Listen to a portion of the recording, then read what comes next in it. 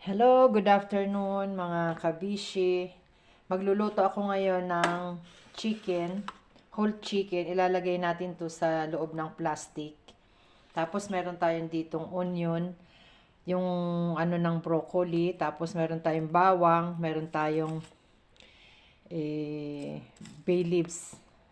Tapos meron tayong patatas, carrots, meron tayo ditong cauliflower, tapos meron tayong dito broccoli, tapos syempre meron tayong asin, paprika, chicken spices, at meron tayo ditong corn pepper. Yan lahat ang ilalagay natin mga kabishi.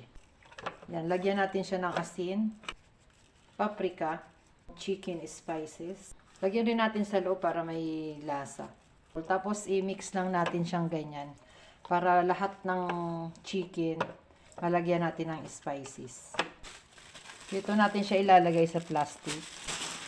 Lahat na natin ipapasok dito yung mga gulay. Yan, ganyan lang siya. Yan, ganyan lang po siya mga kabishi. Tapos, isarado lang natin siya ng ganyan. Ganyan po, ayan, okay na siya. Tapos ilalagay na lang natin siya sa tray.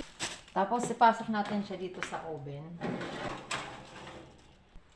190 lang yung nilagay ko sa kanya. Tapos pag medyo kumulo na siya, hinaan mo na siya ng 170. Mga beshi, ito na yung ating chicken. Ayan, malapit na siyang maluto. Mga 15 minutes pa, pwede na yan. Ayan mga beshi, luto na siya. Tatanggalin natin tong plastic. Ayan.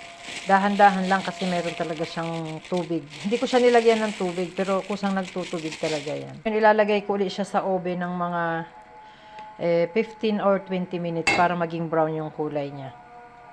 Ito mga beshi, binoil ko na yung aking broccoli at saka yung aking cauliflower. Huwag lang natin i-overcook, mas masarap kasi kainin pag crunchy yung ating gulay.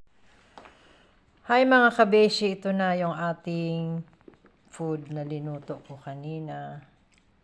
Kain po tayo.